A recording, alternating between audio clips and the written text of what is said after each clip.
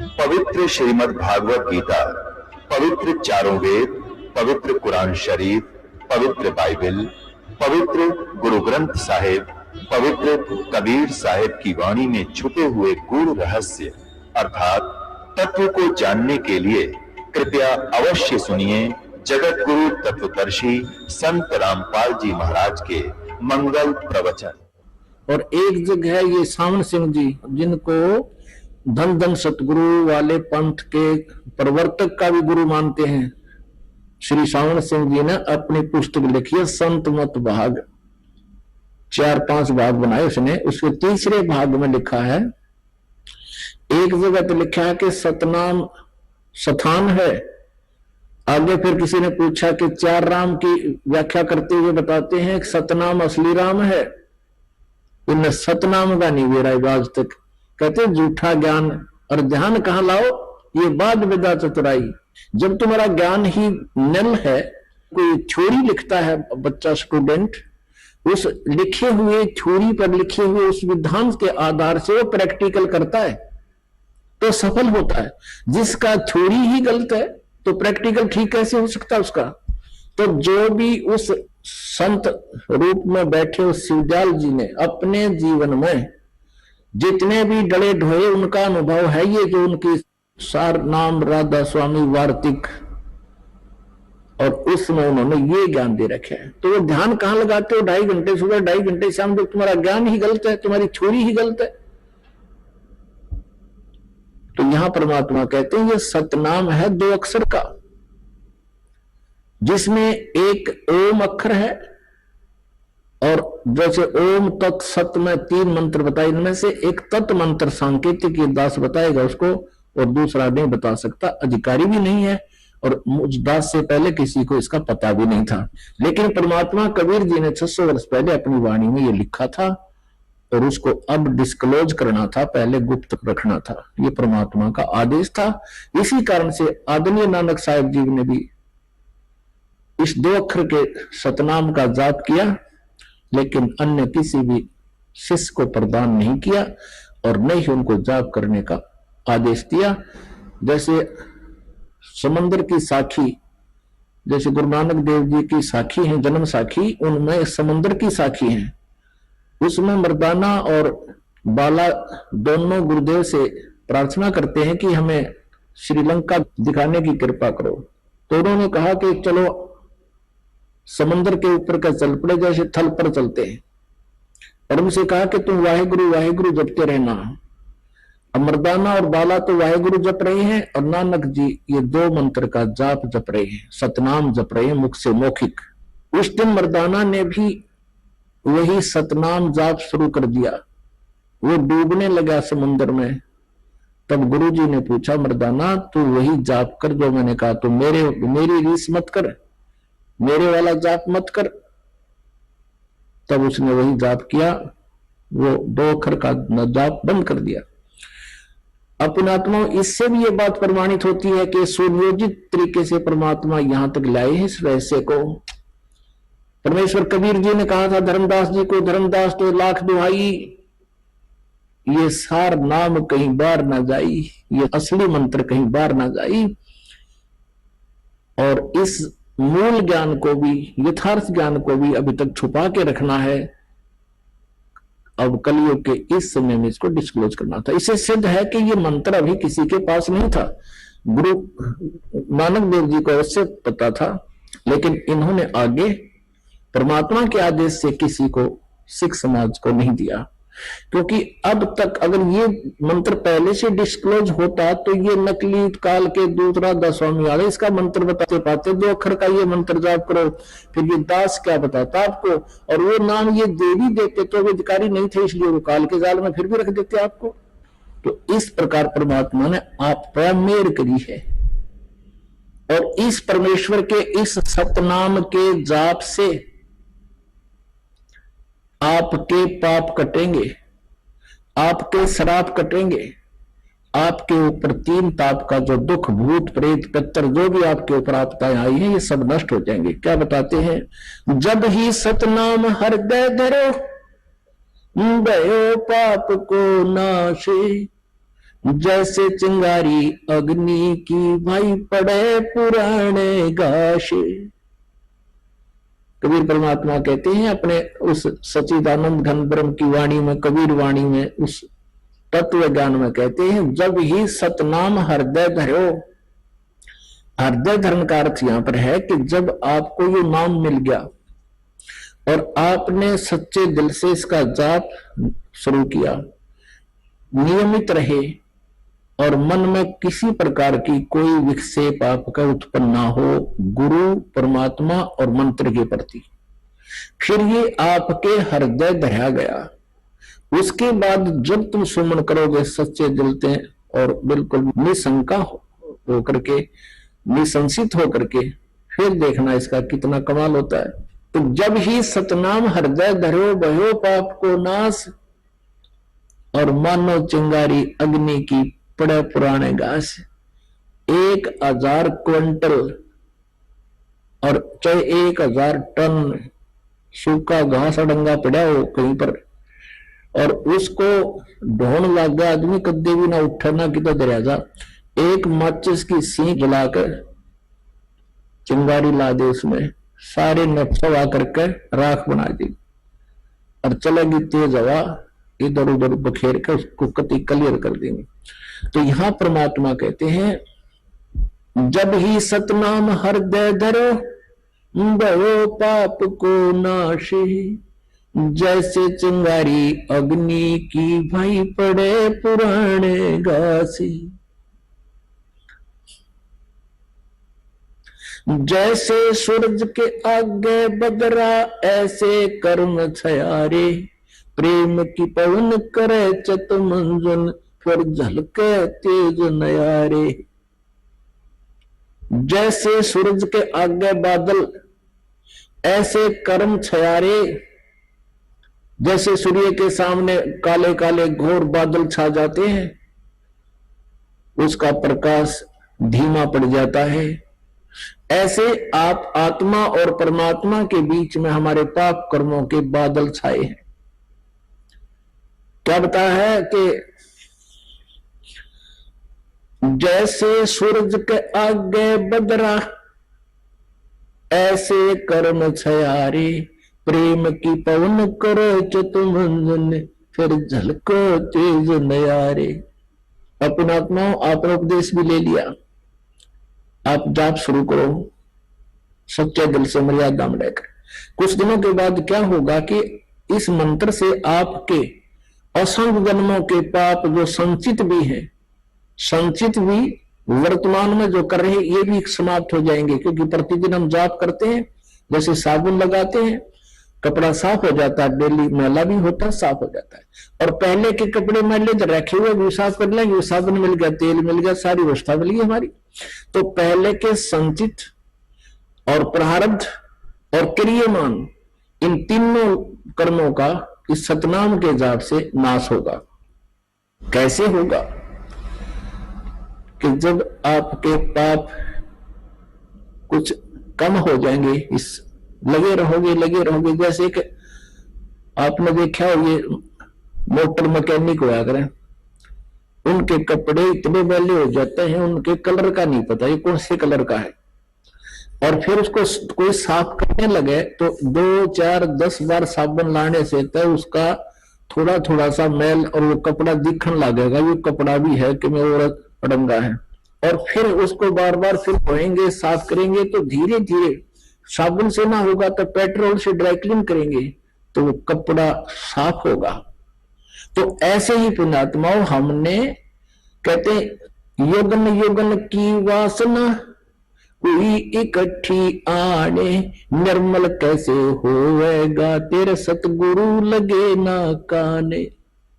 युगन युगन की वासना, युगों युगों के इतने पाप कर्म हो गए इकट्ठे आन, और निर्मल कैसे होगा कोई सतगुरु तत्वदर्शी संत परम संत तुझे मिला नहीं, वो सतगुरु लगे नहीं कान, यानी उनके वचन सुनने को नहीं मिले। और जब आपके हृदय में फिर कुछ दिनों के बाद क्या होगा, आपके हृदय में एक ऐसी पवित्र प्रेम उत्पन्न होगा भगवान के प्रति पहली बार तो आप सत्संग सुनते हो, 2-4 बार तो ये ज्ञान सुनने को भी अच्छा नहीं लगता। धीरे धीरे आपको इतना आनंद आएगा फिर, क्योंकि जैसे मलेरिया के बुखार में, जबर में इंसान को, व्यक्ति को खाना भी कड़वा लगे, सेब संतरे भी कड़वे लगते हैं, टेबलेट खाने से, यानी कड़वी टेबलेट ही खानी पड़ती है। कहां तो वो रोटी भी खाना नहीं चाहता, वो भी कड़वी लग रही है। उस कड़वी को मीठा बनाने के लिए कड़वी टेबलेट ही खानी पड़ती है, कुनीन खानी पड़ती है, न चाहते हुए खानी पड़ती है। तो ऐसे इस ज्ञान को, और फिर मंत्र के मिल जाने पर सुमन उसके ऊपर विशेष कसक से जाप करने को आपने न चाहते हुए कुनीन की तरह खाना ही पड़ेगा, करना ही पड़ेगा। तो प्रारंभ में तो आपको मजबूरी सी होगी कि ये बता दिए इतने मंत्र गुरु जी ने, ये कैसे होंगे। अरे सुबह तो लेकर शाम तक मजदूर कस्सी बजावा, किसान हल जोता है, सारा दिन फदर फदर पता नहीं कहां तक पहुंच जाते हैं। क्या भगवान का बैठकर चलते फिरते मंत्र नहीं कर सकते हम? कुछ दिनों के बाद फिर इस मंत्र के बिना आपका दिल भी नहीं लगेगा। तो जैसे बुखार किसी को हो, जबर हो गया है, तो प्रारंभ में उसको रोटी भी अच्छी नहीं लगती, कुनीन खाने से, कड़वी कुनीन ही खाने से, न चाहते हुए भी खाने से, फिर कुछ दिनों के बाद उसका जबर ठीक हो जाएगा। फिर वही मीठी वस्तु आपको जो पहले कड़वी लगती थी भोजन, अब वो स्वादिष्ट लगेगा। अब जैसे परमात्मा कहते हैं, कबीर पिछले पाप से हरि चर्चा ना भावे, कै ऊंग कै ऊठ चले ना और बात चलावे। तुलसी पिछले पाप से हरि चर्चा ना भावे, जैसे जबर के बेग ते भाई भूख विदा हो जावे। तो ऐसे आत्मा के ऊपर पाप कर्मों का जबर हो गया, और इस जबर का नाश करने के लिए ये कड़वी टेबलेट, ये सत्संग वचन जो आज तक आपने सुने नहीं, एक बार तो विद के आदमी इस ज्ञान को सुनकर, एक बार तो ऐसा है जैसे जीभ के ऊपर कुनीन रख दी, ये बताते हैं ब्रह्मा विष्णु महेश से ऊपर कोई और शक्ति है, लेकिन इस कुनीन को आपने खाना चाहिए, इस तत्व ज्ञान को सुनते रहना चाहिए। फिर क्या होगा, कुछ दिनों के बाद ये मंत्र आपको दिया जाता है, तो कुछ दिन तो भक्त आते हैं, शिकायत प्रार्थना करते हैं कि सतनाम चलता नहीं, ज्यादा नहीं होता। कुछ दिनों के बाद आप इसको चलाते रहो धक्का सा करके, कुछ दिन फिर अपने आप चलेगा, आपको बहुत आनंद आएगा। फिर आपकी आंखों में आंसू आने शुरू हो जाएंगे, भगवान की जरा सी भी चर्चा होगी। तो क्या बताते हैं, युगन युगन की वासना कोई इकट्ठी आने, निर्मल कैसे होएगा तेरे कोई संत लगे ना कान। जब संत आपका कान लग जाएंगे, यानी सतगुरु मिल जाएगा, फिर क्या होगा, जैसे सूरज के आगे बदरा ऐसे कर्म छयारे, प्रेम की पवन करे चतुमंजन पर झलके तेज नयारे। आपको बताया ना कि जैसे 1000 टन घास फूस पड़ा हो अड़ंगा, एक माचिस की सींग लगा दे, सवा हो गया, तेज हवा चला इधर उधर बनाकर ऐसे फेंक दिया, कहीं गया। तो क्या बताते हैं कि असंख्य जन्मों की वासनाएं तुम्हारे पाप कर्मों को परम संत से प्राप्त सतनाम के मंत्र से सभा कर दिया जाएगा, और फिर प्रेम की पवन करे चितमंजन झलके तेज नयारी। फिर आंखों में भगवान के प्रति वो प्रेम जागेगा, आंखों से आंसू चलेगी, वह प्रेम की पवन चलेगी, इन बादलों को जो बीच में बादल अड़े हुए हैं कर्मों के, उनको फेंक देगी, तितर बितर कर देगी, और फिर आपकी आत्मा निर्मल होगी, सतलोक प्राप्ति होगी। बोलो सतगुरुदेव की जय हो।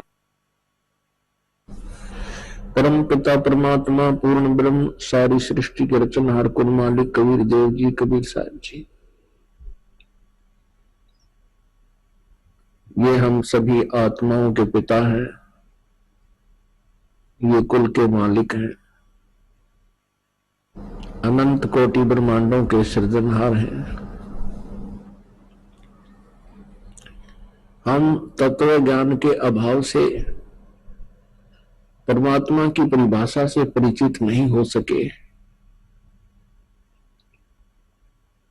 और जिस कारण से आज हमने अपने अपने मत बना लिए, अपने अपने मजहब धर्म बना लिए, उसके विषय में परमात्मा कहते हैं, भाई कोई कहे मारा राम बड़ो है, कोई कहे मारा राम बड़ा है, कोई कहे खुदाई रे, कोई कहे हमरा राम बड़ा है, कोई कहे खुदाई रे, कोई कहे ईसा मसीह बड़ा है, ये बटा रहे लगाई रे, कोई कहे ईसा मसीह बड़ा है, ये बटा रहे लगाई रे, कोई कहे हमारा राम बड़ा है। तत्वज्ञान के अभाव से हम अपने अपने इष्ट को सुप्रीम मान रहे हैं, क्योंकि हम अपने ही सदग्रंथों से परिचित नहीं हैं। मैं तो पवित्र हिंदू धर्म के श्रद्धालु अपने पवित्र सदग्रंथों शास्त्रों जैसे पवित्र वेदों से, पवित्र श्रीमद् भगवत गीता से और पवित्र पुराणों से परिचित नहीं है। इसी प्रकार मुसलमान धर्म के पुण्य कर्मी प्राणी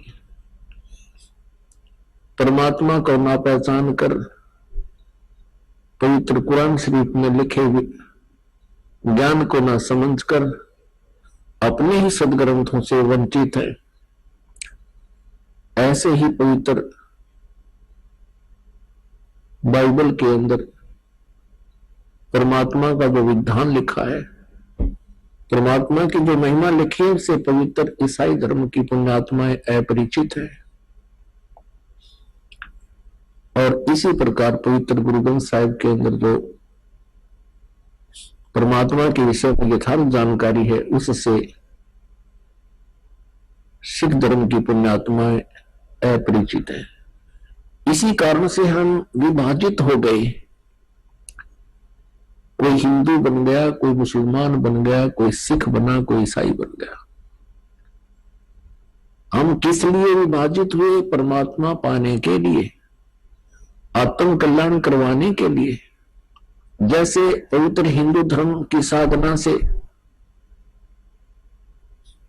वंचित रह करके पवित्र सदग्रंथों का ज्ञान न होने से फिर सोचा कि शायद ईसाई धर्म से कुछ मिल जाए।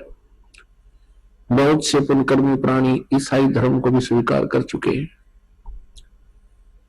ईसाई धर्म से भी कुछ ना मिला तो फिर मुसलमान धर्म को भी अपना लिया।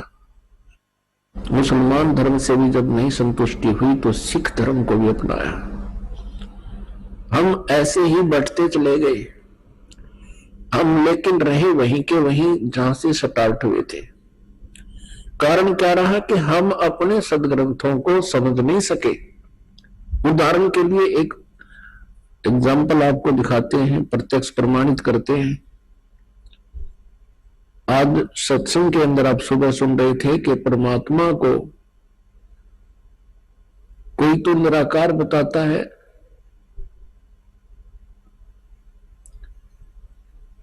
कि वो कभी जन्म नहीं लेता, वो सर्वव्यापक है। और कोई उसको साकार बताते हैं, और साकार रूप में वो क्या बताते हैं कि जो भी दृष्टि गोचर है ब्रह्मांड, चांद सूरज सितारे ग्रह, ये ही साकार रूप है परमात्मा का।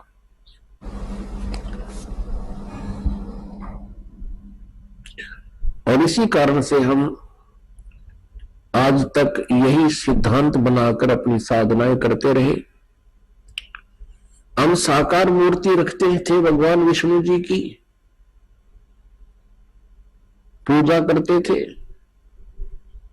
फिर भी कोई पूछता था, क्या आपको कुछ दिखाई देता है?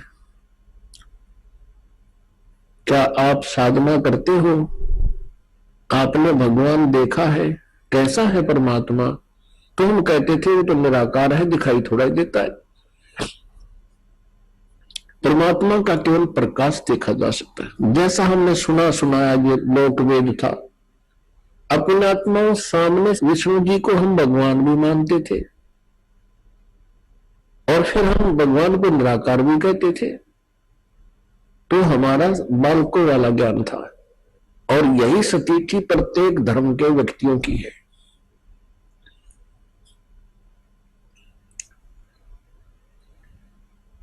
अब आपको बताते हैं परमात्मा कैसा है। परमात्मा परमेश्वर वो साकार है, नर आकार है, मनुष्य दृश्य है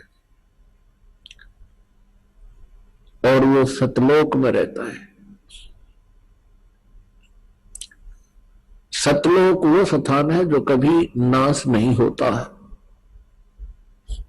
गीता जी अध्याय नंबर 18 के श्लोक नंबर 62 में उसी को शाश्वत स्थान कहा है, यानी सनातन परम था।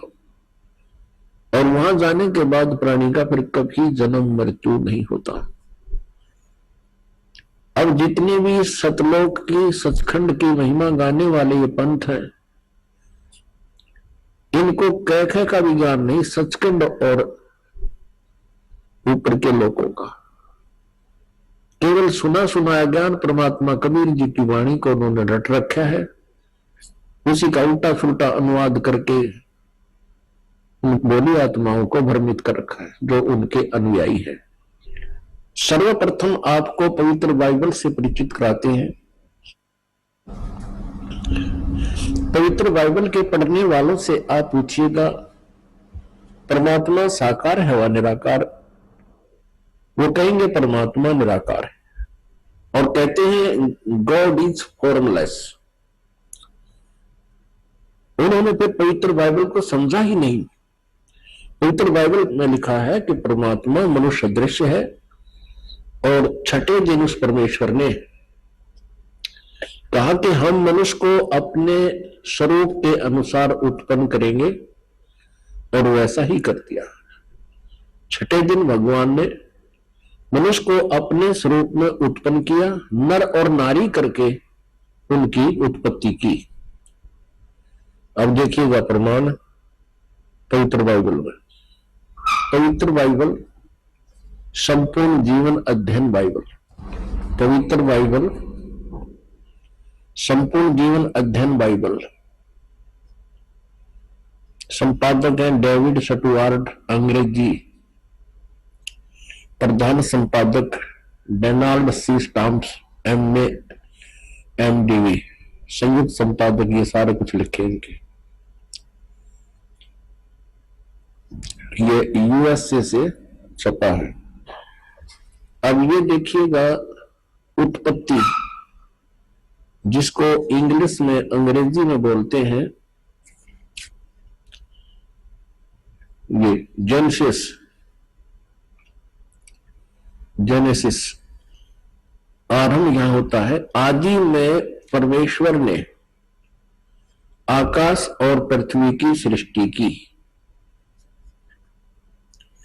पृथ्वी बेडौल और सुनसान पड़ी थी और गहरे जल के ऊपर अंधियारा था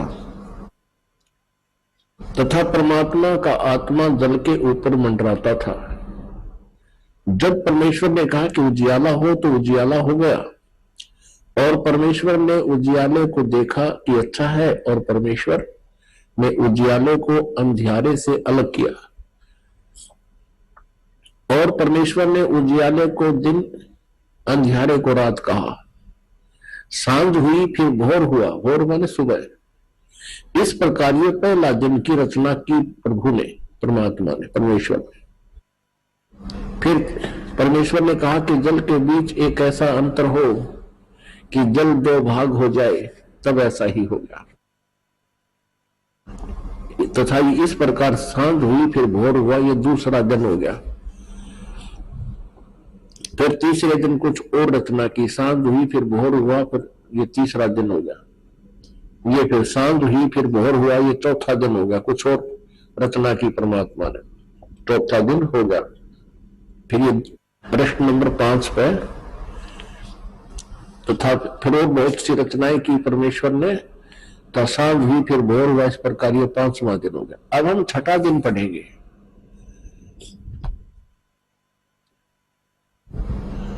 फिर परमेश्वर ने कहा कि हम मनुष्य को अपने स्वरूप के अनुसार अपनी समानता में बनाए, और वे समुद्र की मछलियों और आकाश के पक्षियों और घरेलू पशुओं और सारी पृथ्वी पर और सब रेंगने वाले जंतुओं पर जो पृथ्वी पर रेंगते हैं अधिकार रखे, यानी उनसे बुद्धिमान हो। तब परमेश्वर ने मनुष्य को अपने स्वरूप के अनुसार उत्पन्न किया। अपने ही स्वरूप के अनुसार परमेश्वर ने उसको उत्पन्न किया, नर और नारी करके उसने मनुष्यों की सृष्टि की। पुण्यात्मा फिर बोलो। तब परमेश्वर ने मनुष्य को अपने स्वरूप के अनुसार उत्पन्न किया। अपने ही स्वरूप के अनुसार परमेश्वर ने उसको उत्पन्न किया, नर और नारी करके मनुष्यों की सृष्टि की। अब पवित्र बाइबल में उत्पत्ति ग्रंथ अध्याय नंबर 1 का श्लोक नंबर 26 है ये। इसमें स्पष्ट कर दिया है कि परमात्मा मनुष्य जैसा है, उसने मनुष्य को अपने जैसा बनाया है, नर और नारी करके उसकी उत्पत्ति की। आगे परमेश्वर ने एक और कमाल किया है कि मनुष्यों के लिए मांस खाने का आदेश उस परम पिता का नहीं है जिसने सब ब्रह्मांडों की रचना की, जो कुल का मालिक है। आगे देखिएगा इसी उत्पत्ति ग्रंथ में ये 26 नंबर हमने पढ़ लिया। 27 नंबर में क्या मनुष्य 27, 26 और 27 में ये व्यवस्था बताई है। ये 27 श्लोक में लिखा है कि तब परमेश्वर ने मनुष्य को अपने स्वरूप के अनुसार उत्पन्न किया। अपने स्वरूप के अनुसार परमेश्वर ने उसको उत्पन्न किया, नर और नारी करके मनुष्यों की सृष्टि की। अब 29 श्लोक में देखो, फिर परमेश्वर ने उनसे कहा, मनुष्यों को सुनो, जितने बीज वाले छोटे छोटे पेड़ सारी पृथ्वी के ऊपर हैं और जितने वृक्षों में बीज वाले फल होते हैं, वे सब मैंने तुमको दिए हैं, वे तुम्हारे भोजन के लिए।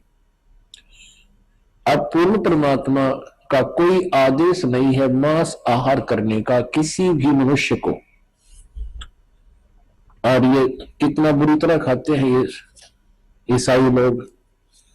तब सांझ हुई, फिर भोर हुआ, इस प्रकार 6वां दिन हो गया। और बहुत सी रचनाएं की इसके बाद। अब 7वां दिन देखो,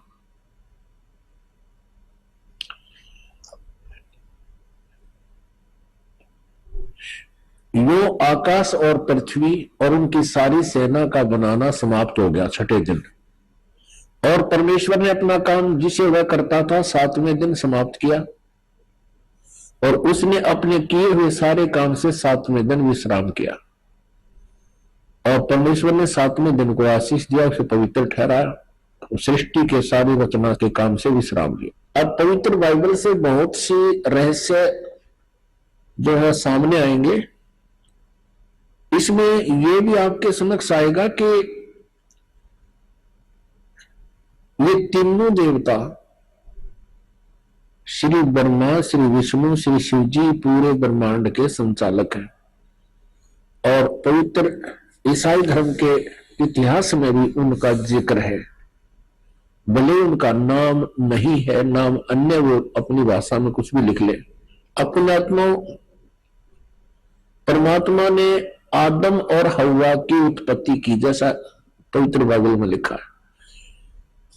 और फिर मनुष्यों की रचना करके सारे जो कुछ भी यहां बनाने थे बना के, चांद सितारे पृथ्वी आदि। तो परमात्मा जो सर्वश्रेष्ठ रचनहार है वो तो विश्राम कर लिया, उसने ऊपर तख्त पर चला गया। उसके पश्चात यहां इस काल भगवान ने बागडोर संभाल ली, ब्रह्म ने, जो श्री ब्रह्मा, श्री विष्णु, श्री शिव जी के पिताजी हैं। तो इसमें ये प्रमाण दिखाते हैं कि क्या लिखा है कि आदम और हव्वा, आदम व्यक्ति का नाम है और हव्वा उसकी पत्नी है। उन दोनों को इस काल ने अपने पुत्र ब्रह्मा जी को संभाल दिया। अब आगे दिखाते हैं कि परमात्मा साकार है या निराकार। तो उनको दोनों को, आदम और हव्वा को, स्वर्ग में एक वाटिका में रहने के लिए छोड़ दिया और उनसे एक विशेष हिदायत दे दी भगवान ने, यहाँ के भगवान ने, कि तुमने इस वाटिका के अंदर और किसी भी वृक्ष का फल तुम खा सकते हो, लेकिन बीच में लगे हुए पेड़ों के फल को नहीं खाना, क्योंकि तुम खाओगे तो मर जाओगे। इसमें लिखा कि फिर कुछ दिनों के बाद एक सर्प आया। उस सर्प ने उनसे पूछा, आदम और हव्वा से कहा कि आप ये बीच वाले पेड़ के फल क्यों नहीं खा रहे हो? तो हव्वा ने सर्प से बताया कि हमारे को भगवान ने मना किया है और कहा कि तुम यदि बीच वाले फल खा लोगे पेड़ों के तो तुम्हारी मृत्यु हो जाएगी। तो सर्प ने कहा कि नहीं, ऐसा नहीं होगा, ये भगवान तुम्हें बहका रहा है, तुम नहीं मरोगे, बल्कि तुम्हें अच्छे और बुरे का ज्ञान हो जाएगा इसके फल खाने से। इसलिए भगवान तुम्हें धोखे में रखे हुए हैं कि कहीं तुम इस बीच वाले फल को, वृक्षों के फल को खा के अपने अस्तित्व को समझ सके, वो नहीं चाहता।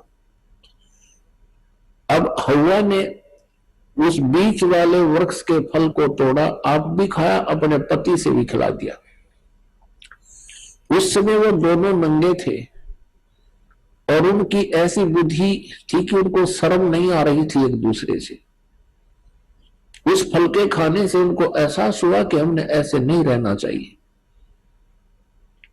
तो उन्होंने अंजीर के पत्ते होते हैं बड़े बड़े, उन पत्तों को तोड़ा और अपने पर्दे पर बांध लिया। लिखा है इसमें पवित्र बाइबल में कि शाम के समय भगवान आया वाटिका में टहलने के लिए और उसने आवाज लगाया कि आदम और हव्वा तुम कहां हो? भगवान को देखकर उनकी आहट पाकर के वो छुप गए वृक्षों के बीच में और कहने लगे कि हम यहां बैठे हैं, हमें आपसे शर्म आ रही है क्योंकि हम नंगे हैं।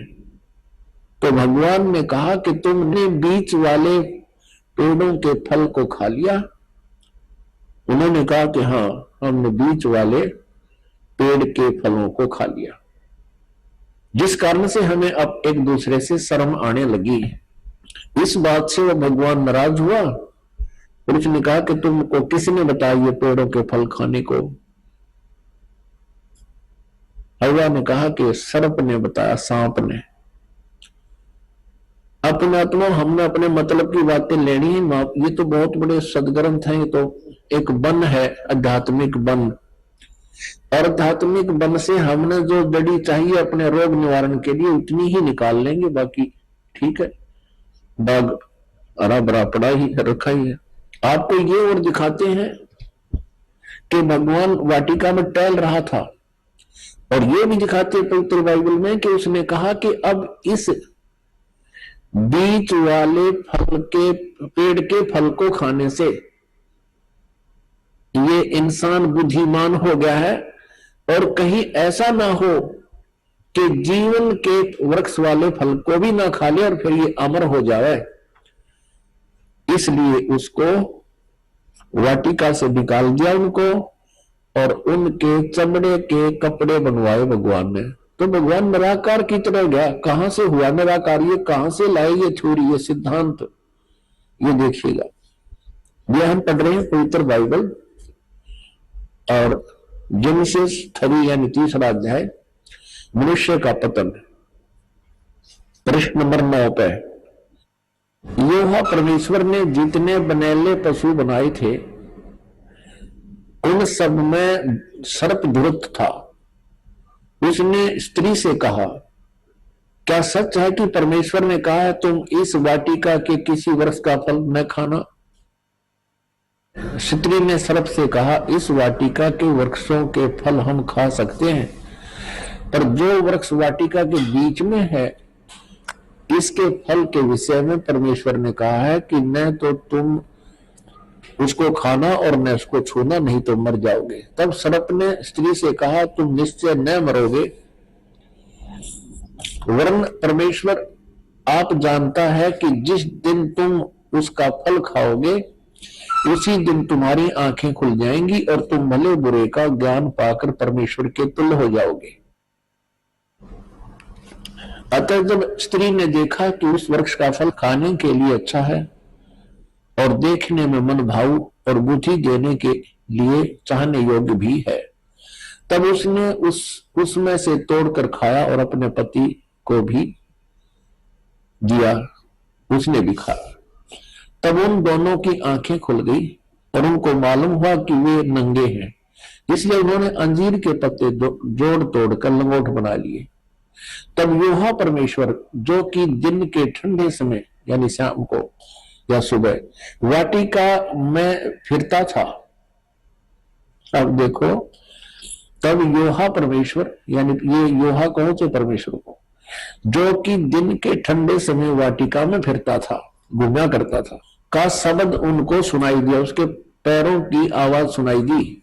तब आदम और उसकी पत्नी वाटिका के वृक्षों के बीच में छुप गई।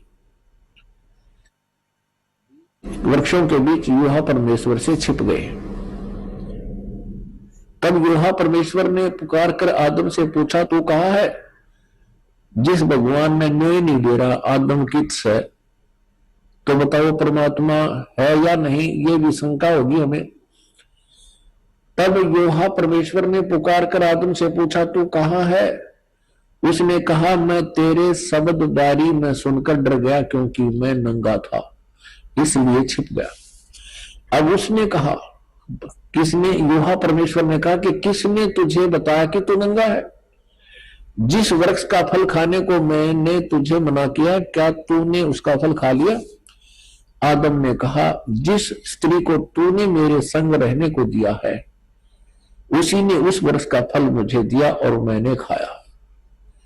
तब यहोवा परमेश्वर ने स्त्री से कहा कि तूने यह क्या किया है? स्त्री ने कहा कि सर्प ने मुझे बहका दिया, तब मैंने खाया। प्रश्न नंबर 10 पर आप देखेंगे, उत्पत्ति ग्रंथ अध्याय 3 और 4 आप पढ़ रहे हो, अभी 3 चल रहा है। इसमें क्या लिखा कि आदम ने अपनी पत्नी का नाम हव्वा रखा, क्योंकि जितने मनुष्य जीवित हैं उन सब की आदि माता वही है। और यहोवा परमेश्वर ने आदम और उसकी पत्नी के लिए चमड़े के अंग रखे बनाकर उन्हें पहना दिए। ये भगवान निराकार कहां से सारी बात करे, उनके कपड़े बनवावे, घूमे फिरे, बोले बतलावे। फिर यहोवा परमेश्वर ने कहा कि मनुष्य भले बुरे का ज्ञान पाकर हम में से एक के समान हो गया है। अब भगवान एक से अनेक हो गए। फिर यहोवा परमेश्वर ने कहा कि मनुष्य भले बुरे का ज्ञान पाकर हम में से एक के समान हो गया है। इससे सिद्ध है ये भगवान इस सतर के एक से अधिक है। इसलिए अब ऐसा ना हो कि वह हाथ बढ़ाकर जीवन के वृक्ष का फल तोड़ के खा ले और वो सदा जीवित रहे। एक और प्रमाण दिखाते हैं इसी पवित्र बाइबल में, ये देखिएगा। ये प्रश्न नंबर 11 पर भी यही समर्थन है। ये उत्पत्ति ग्रंथ है, 4-5 अध्याय हम चल रहे हैं। अब 5वां अध्याय में भी यही स्पष्ट किया स्टार्ट में, आदम से नूह तक का इसमें जिक्र है, वो विवरण है। आदम की वंशावली यह है कि जब परमेश्वर ने मनुष्य की सृष्टि की तब अपने ही स्वरूप में उसको बनाया। अब डबल दूसरी बार फिर यहां पर प्रमाणित कर दिया कि परमेश्वर ने मनुष्य की सृष्टि की तब अपने ही स्वरूप के अनुसार में उसको बनाया। उसने नर और नारी करके मनुष्य की सृष्टि की और उन्हें आशीष दी और उनकी सृष्टि के दिन उसका नाम आदम रखा। अब स्पष्ट होगा। 2 बार फिर कह दिया। अब आगे दिखाते हैं, ये भी दिखाते हैं कि ये 3 हैं जो उनको कंट्रोल करते हैं। किसको? ईसाई धर्म को। ये देखिएगा, वो 3 है, 3 का भी प्रमाण आपको देते हैं। ये देखिएगा, ये है 24 पृष्ठ और वही उत्पत्ति यानी जेनेसिस 17-18। 3 अतिथि। अब्राहम ममरे के बाद वृक्षों के बीच कड़ी धूप के समय तंबू के द्वार पर बैठा हुआ था अब्राहम।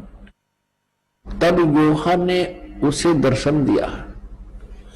उसने आंखें उठाकर दृष्टि की तो क्या देखा कि 3 पुरुष उसके सामने खड़े। ये तीनों ब्रह्मा विष्णु महेश। जब उसने उन्हें देखा तब उनसे भेंट करने के लिए तंबू के द्वार से दौड़ा और भूमि पर गिरकर दंडवत किया कि और कहने लगा, हे प्रभु, यदि मुझ पर तेरी अनुग्रह दृष्टि है तो मैं विनती करता हूं, अपने दास के पास से चले न जाना। मैं थोड़ा सा जल लाता हूं और आप अपने पांव धोकर इस वृक्ष के नीचे विश्राम करें। फिर मैं एक टुकड़ा रोटी ले आऊं और उसे आप अपने अपने जीव के को तृप्त करें, तब उसके पश्चात आगे बढ़ें, क्योंकि आप अपने दास के पास इसलिए पधारे हैं। उन्होंने कहा, जैसा तू कहता है वैसा कर। अब देखो पुण्यात्मा, इस पवित्र बाइबल ने यह सिद्ध कर दिया कि परमात्मा मनुष्य सदृश है, वो साकार है, मनुष्य जैसा है, क्योंकि उसने मनुष्यों की सृष्टि अपने स्वरूप के अनुसार की है। आइए अब हम उन श्रद्धालुओं के अनुभव जानते हैं जो जगत गुरु तत्वदर्शी संत रामपाल जी महाराज जी से दीक्षा प्राप्त कर चुके हैं तथा उनके द्वारा बताए गए भक्ति मार्ग पर चल रहे हैं। सर नमस्कार। नमस्कार सर, क्या नाम है आपका? घनश्याम सुरेश ईवरकर मेरा नाम है। घनश्याम जी, कहाँ से आए आप? मैं महाराष्ट्र से आया हूँ। जिला कौन सा है? मेरा वासिम जिला पड़ता है। संत रामपाल जी महाराज से कब जुड़े आप? मैं संत रामपाल जी महाराज जी से जुड़ा हूँ 7/3/2013 को जुड़ा हूँ।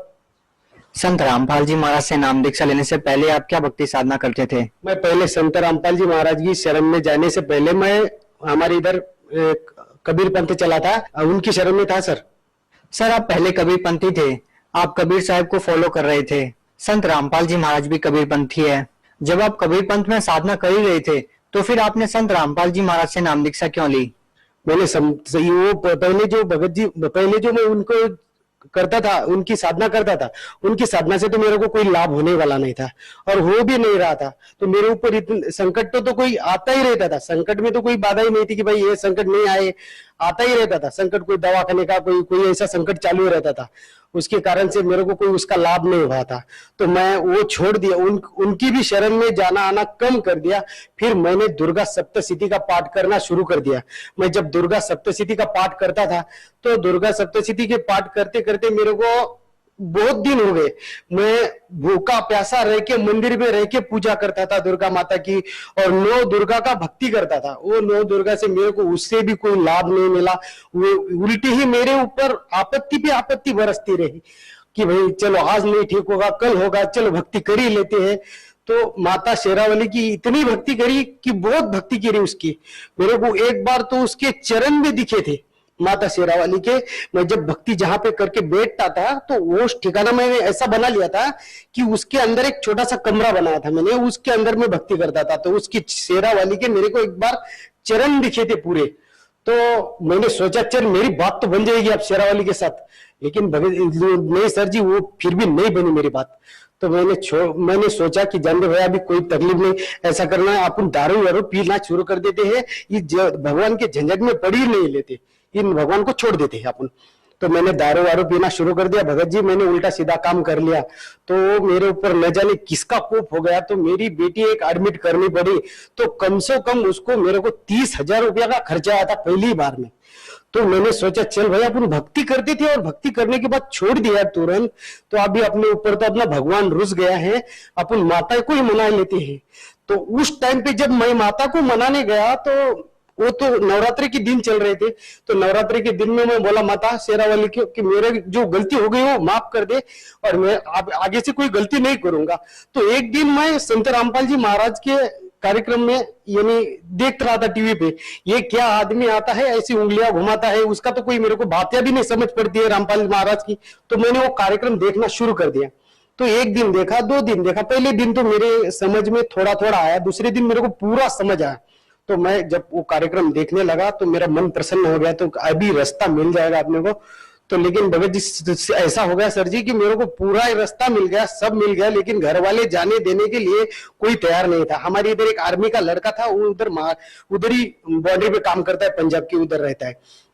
तो मैं बोला यार तेरे साथ आने दे मेरे को, मैं परमात्मा की शरण में, रामपाल जी महाराज की शरण में जाना चाहता हूँ।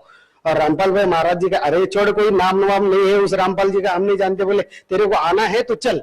तो मैं बोला नहीं भाई मेरे को तो जाना है, तो आने देना है तो आने दे। घर वाले बोलते हैं यार कहाँ जाएगा इतनी दूर, कोई मार के काट के फेंक देगा, कहाँ तेरा रामपाल और कहाँ तू ठिकाना ढूंढ रहा है, ऐसा कोई रामपाल फम्पाल कोई ऐसा होता नहीं है, तू छोड़ दे। मैं बोला मैं तो जाना ही चाहता हूँ। तो मैं उसके साथ नहीं जाने दिया। तो मेरी मम्मी बोल रही थी तू घर कोई साथीदार ढूंढ ले फिर उसके साथ चला जा। तो जो मैं लड़का गजानन हमारे साथ बाजू में रहता है, वो गजानन को बोला यार चलता है तू, तो वो बोला यार मैं नहीं आऊंगा, वो ऐसा ही था, उसका दमा वमा की बीमारी थी। तो मैं बोला चल मेरे साथ साथ इसकी भी बिगड़ी बन जाएगी, परमात्मा की शरण में जाएगा। तो मैं तो कार्यक्रम देख ही रहा था 6 महीने से। तो मैं गया, उसको बोला, बहुत विनती की, उसकी नहीं सुना। फिर मैं बोला एक काम कर, तू तेरे मोबाइल से एसएमएस करके देख ले, तो एसएमएस करते ही तेरे ऊपर एक किताब आएगी, तू उस किताब को पढ़, फिर चलेंगे। ऐसा करते करते भगत जी मेरा तो 1 महीना ऐसा ही चला गया। फिर भी तो फिर चला गया। जाने के बाद मैंने सोचा अभी जान दो भाई। तो मैं बोला यार चल अभी, तो नहीं बोल रहा था। मैं बोला पूरा किराया दूंगा। बोले मेरे साथ और एक आदमी चलेगा, मैं उसका भी किराया दूंगा। तो मैं बोला चल फिर। तो मैं उसको लेके साथ में आया। तो इतनी दिक्कतें आई रास्ते में।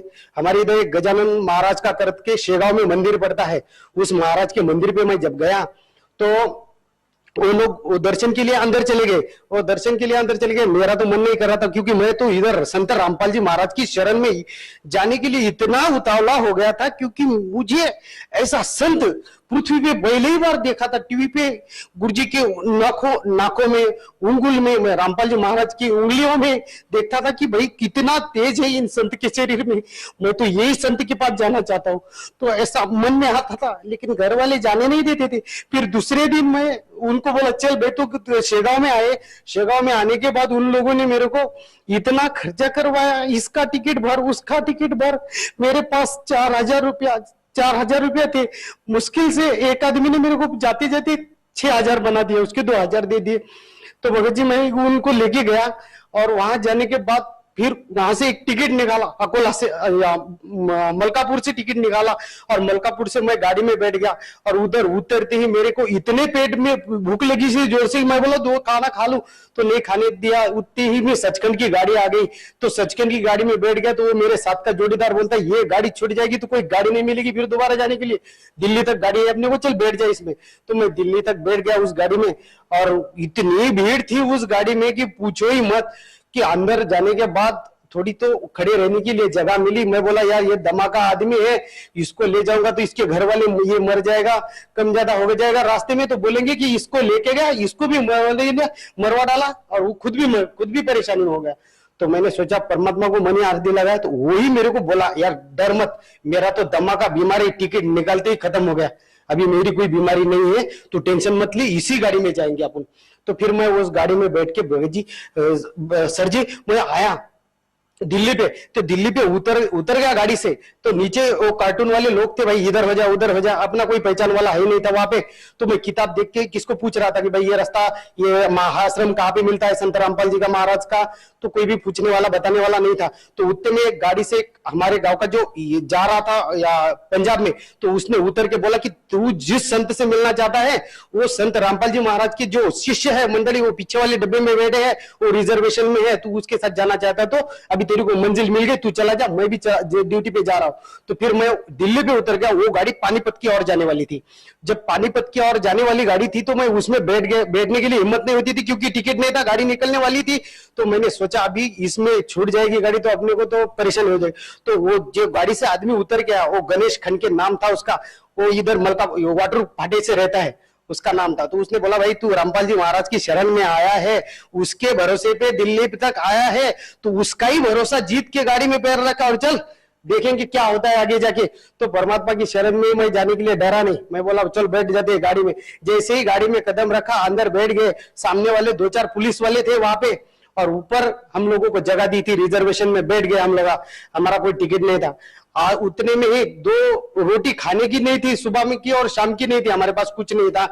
और उतने में वो भगत जी ने वो हमको आके थोड़ी रोटी दी और थोड़ा सा सब्जी वगैरह दे दिया, बोलो खा लो आप। तो खाने के बाद खा ले तो लिया, लेकिन नीचे उतरने के बाद टीटी हाजिर हो गया। तो टीटी ने सोचा कि ये लोग कौन है, तो हम लोगों को ऊपर उनके ऊपर देखता ही हमने उधर मुंह कर लिया पंखे की तरफ। तो रामपाल जी के मन में ही मन कर लिया कि हे परमात्मा, हे रामपाल जी महाराज, हम तो आपके भरोसे पे आए हैं। तो अभी तो ये हमको 5-6 हजार का 2-3 हजार का तो चुना लगाया गया, क्योंकि हम तो महाराष्ट्र के हैं, हमारी तो भाषा ये तुरंत जान लेते हैं, हमको लूटेंगे ये लोग अभी। तो ऐसा सोच के हमने मनी प्रार्थना कर ली थी। वो टीटी चला गया, उसने भी कोई दिक्कत नहीं की। पानी पीने के लिए नीचे उतरते साधु बाजू वाला सरदार जी था, कहा जाएगा पकड़ेगा, बोले तू यही पानी पी ले। तो हम लोगों को तो ऐसा लगा कि परमात्मा ने तो अभी से मेरे को ये चमत्कार दिखाना शुरू कर दिया कि ट्रेन में ही पानी दे दिया कि भाई नीचे मत उतर, काल का अटैक हो जाएगा तेरे ऊपर। तो मैं ऐसा सोच के उस गाड़ी में चला गया आश्रम। फिर उतर से पीछे से रास्ते से मेरे को गाड़ी में बिठाया और मने मन प्रार्थना करता था कि वो भगत लोगों को पूछता था कि भाई रामपाल जी महाराज हमको हमारे से बात करेंगे। तो बोले यार तुम जाओ तो सही आश्रम में, ढूंढ लो, परमात्मा मिलेंगे आपको, परमात्मा बात करेंगे आपसे। आश्रम में पैर रखते ही भगत जी हम लोगों ने हाथ पैर धो लिए, और हाथ पैर धोते ही वहां पे चले गए, और परमात्मा का रामपाल जी महाराज ने सब लोगों को नामदान देना खत्म हो गया था और ये दर्शन देना खत्म हो गया था। तब हम लोग पहुंच गए थे, 2-4 आदमी बाकी थे, उनके पास में गए तो हम देख रहे थे परमात्मा कहाँ से आते हैं, देख रहे थे वो फोटो की तरफ। तो जब परमात्मा आए, परमात्मा आने के बाद हमने परमात्मा की तरफ निहारते ही रहे कि परमात्मा को निहारते, तो परमात्मा हमको खूब बोले कि बच्चों कहाँ से आए हो, और परमात्मा एकदम हंसने लगे कि बेटा कहाँ से आए हो। बोले किसके बारे में बात कर रहे हैं आप? परमात्मा आप किसको बोल रहे हैं? हम रामपाल जी महाराज को ही परमात्मा मानते हैं। हम रामपाल जी महाराज के अलावा किसी को परमात्मा नहीं मानते हैं, हम रामपाल महाराज को ही परमात्मा मानते। फिर क्या हुआ? तो फिर उन लोग परमात्मा ने रामपाल जी महाराज ने बोला कि बेटा तुम जहां से आए हो, तुम कहाँ से आए? मैं बोला महाराष्ट्र गुरु जी। तो बोले आए हो बेटा तो अच्छी तरह से भक्ति कर लेना, तुम्हारे को कोई तकलीफ हुई गाड़ी में? ऐसा करके परमात्मा हंसने लगे। तो हंसने लगे तो परमात्मा ने हमारी पूरी दिल की बात सुन ली थी। तो परमात्मा बोला किसने बताया तुम लोग को? मैं बोला गजानन चारकोड़ करके उसने बताया। तो परमात्मा आगे चलते चलते बोले कि इतने लाखों की 30 लाख के लगभग संगत थी उस टाइम पे भी परमात्मा की। तो परमात्मा ने ऊपर हाथ करके किया कि बेटा वो गजानन चारकोड़ मेरे से ही नामदान लेके गया था 12वें साल में, पिछले 2012 को मेरे से ही नाम लेके गया था वो। इतने आदमी में एक आदमी का ध्यान रखना ये क्या छोटी मोटी गोष्ट है? तो छोटी मोटी बात है, ये तो हमारा परमात्मा ही ये बातें को ध्यान दे सकता है और कोई नहीं दे सकता। ऐसी बात तो परमात्मा ही कर सकता है, नहीं तो 2 आदमी को भी पहचान नहीं सकता कोई। तो इतनी बात तो परमात्मा से हमने नामदान लिया, और नामदान लेने के बाद हमारा मन संतुष्ट हो गया, खाना वाना खा लिया आश्रम में। फिर सत्संग हुआ, 3 दिन का सत्संग सुन के हम घर आ गए। सर आपके ऊपर बहुत सारे दुख थे, आप सोच रहे थे कि आपको एक ऐसा संत मिले जो आपके सारे दुखों को काट दे। इसके लिए आपने कबीरपंथी संतों से नाम भी ले रखा था। इतनी अटूट श्रद्धा के साथ आपने दुर्गा माता की भक्ति की, बावजूद इसके आपको राहत नहीं मिली। उसके बाद आप संत रामपाल जी महाराज की शरण में जाते हैं। सर जब भी कोई व्यक्ति किसी संत की खोज करता है, भक्ति की खोज करता है, तो उसका कारण केवल एक ही होता है कि वो अपने कष्टों का निवारण करवा सके। क्या संत रामपाल जी महाराज से नाम दीक्षा लेने के बाद आपके कष्ट दूर हुए? कष्ट तो दूर हो गए, लेकिन भगत जी उसमें कष्ट तो पूरे दूर हो गए। एक तो मेरे को आर्थिक भी लाभ मिल गया, शारीरिक सुख, मन की भी सुख मिल गया, और शारीरिक सुख भी मिल गया, सब कुछ मिल गया परमात्मा की दया से मेरे को।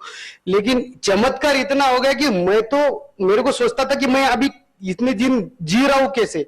जब मैं नामदान लेके आया था तो उस दिन मैं थोड़ी दिनों के बाद शहर में आया था, तो मेरे को एक मित्र ने मेरे को एक फ्रीज दिया था छोटा सा, तो भाई ठीक करवा ले और इसको चला ले तू। तो मैं उस फ्रीज के चक्कर में इतना होश में था, होश में जोश खोए बैठा और मैं गाड़ी लेके 60 की स्पीड पे दौड़ने लगा। और जब दौड़ने लगा तो सामने से एक ऑटो आ रहा और इधर से एक ऑटो आ रहा, दोनों साइड से दो ऑटो आ गए और इधर भी गड़ा था और इधर साइड में भी गड़ा था। दोनों साइड में खड्डे थे और खड्डे के बीच में दोनों ऑटो आ गए और उसके बीच में से मैंने गाड़ी निकाल ली। तो गाड़ी 60 की स्पीड थे, मेरा तो कोई पुर्जा काम करने वाला नहीं था, हाथ पैर का वो पूरा खाली होने वाला था और मैं भी मरने वाला था। मेरे पीछे बैठा हुआ आदमी था, वो सोच रहा यार तेरे रामपाल महाराज ने बचाया, उसने तो आंखें बंद कर ली थी। और उसके पीछे वो फ्रीज ले जाने वाले आदमी थे, उन्होंने भी आंखें बंद कर ली थी। साइड में गाड़ी खड़ी कर दी। वो आरटीओ का जो पासिंग आता है गाड़ी के ऊपर, वो गाड़ी के ऊपर ऐसा तिकोने का पासिंग आता है, उसके अंदर मेरे को रामपाल महाराज की तस्वीर दिखी। रामपाल महाराज तो बरवाले में थे। तो मैं सोचा ये गाड़ी यहाँ से कहाँ की आ गई, ये तो दूध की गाड़ी है बलवाला की, तो ये कहाँ आ गई यहाँ पे। तो मैं उस फोटो की तरफ देखा तो अरे आज तो मेरे को परमात्मा ने बचाया। संत रामपाल जी महाराज साक्षात परमात्मा के रूप में आए और उन्होंने मुझे बचा लिया। और उस दिन से भगत जी मेरे को कोई खरोच नहीं ना कुछ नहीं, मैं एकदम स्वस्थ हूँ। और ठीक है, मैं गांव में टेलरिंग का धंधा करता था, टेलर काम करता था मैं गांव में। आप परमात्मा की दया से मेरा शहर में दुकान है, मेरे 2 कारागिर है मेरी दुकान में। पहले तो मैं अकेला काम करता था, मेरे खाने के लाले थे। आज परमात्मा की दया से 2 कारागिर चलते हैं मेरे दुकान में और आनंद से मजे से खा रहा हूं। मेरे पास 20,000 की परमात्मा की दया से मशीन मिली मेरे को। वो पहले वो मशीन खरीदने की, मेरी सादी मशीन खरीदने की औकात नहीं थी। आज परमात्मा की दया से मेरे को सब कुछ मिल गया और मेरे बच्चे भी सुखी है, सब कुछ सुखी है। मेरे बच्चे के साथ ऐसा लाभ हुआ था कि मेरे बच्चे जो है पहले इतने बीमार रहते थे कि वो बच्चों को एक हॉस्पिटल में पहुंचाना पड़ता था तो दूसरा हॉस्पिटल से वापस लाना पड़ता था, ऐसी दिक्कत ही थी मेरे पास। तो 4 बच्चे हैं, 4 ही बच्चे जब बीमार पड़ने लग जाते हैं तो एक साथ ही बीमारी आ जाती। तो जैसे सोच लो कि कोई बीमारी आने वाली है तो पहले मेरे घनश्याम सुरेश का ही घर पूछ लेती थी और मेरे ही घर में घुस जाती थी वो बीमारी और बाद में दूसरे के घर में चले जाती थी। ऐसी मेरे ऊपर आपत्ति थी भगत हाँ सर जी। बाद में मैंने सोच लिया कि भाई आप परमात्मा की शरण में है तो परमात्मा ने मेरे को सब सुख दे दिए, अभी मेरे को वो बच्चों को भी टेंशन नहीं। सर आपके ऊपर इतने सारे कष्ट थे, आप इतने दुखों से परेशान थे, आपके ऊपर दुखों का पहाड़ टूटा हुआ था, आपने एक ऐसे संत से नाम दीक्षा ली जिससे आपके सभी कष्ट दूर हो गए। सर संत रामपाल जी महाराज जी इस बात को लेकर भी चर्चा में रहते हैं कि जो भी उनसे नाम दीक्षा लेता है वो नशा छोड़ देता है। सर क्या आप कोई नशा करते थे संत रामपाल जी महाराज से नाम दीक्षा लेने से पहले? मैं पहले नशा करता था, मैं दारू भी पीता था और मैं गुटखा भी खाता था और तंबाकू भी खा लेता था, तो मैं वो भी नशा कर चुका था। और जब महाराज जी की शरण में आने से पहले वो ट्रेन में वो लोगों ने, सरदार जी ने मुझे बैठने नहीं दिया था, वही टाइम पे मेरी वो नशा छूट गई थी क्योंकि खाने को टाइम ही नहीं मिला। और जब ऑटो में बैठ गए थे पानीपत से बरवाला आने के लिए तो वो टाइम पे रास्ते में हमने वो सामान फेंक दिया था। उसके बाद आपने कभी नशा नहीं किया? उसके बाद हमने कभी नशा ही नहीं किया और कुछ नहीं किया भगत जी। सर ये भी कहा जा रहा है कि संत रामपाल जी महाराज के जितने भी शिष्य हैं, लाखों की तादाद में उनके शिष्य हैं, लेकिन कोई नशीली वस्तुओं को हाथ तक नहीं लगाता। सर क्या ये सच है? सच है, वो नशीली वस्तु को तो हाथ ही नहीं लगाते। और नशीली वस्तु कोई बाजू में भी कोई ब्रिस्टॉल भी पी रहा है, वो तो कोई बीड़ी पी रहा है तो वो बोलते हैं भाई क्या आदमी है। आप मराठी भाषा में महाराष्ट्र के लोगों को क्या संदेश देना चाहेंगे? मी महाराष्ट्राच्या लोकांना हे सांगतो की बुवा आजपर्यंत पृथ्वीवर जर संत पाहिला असेल तर संत रामपाल जी महाराजच पाहिला होता। बहुत बहुत धन्यवाद।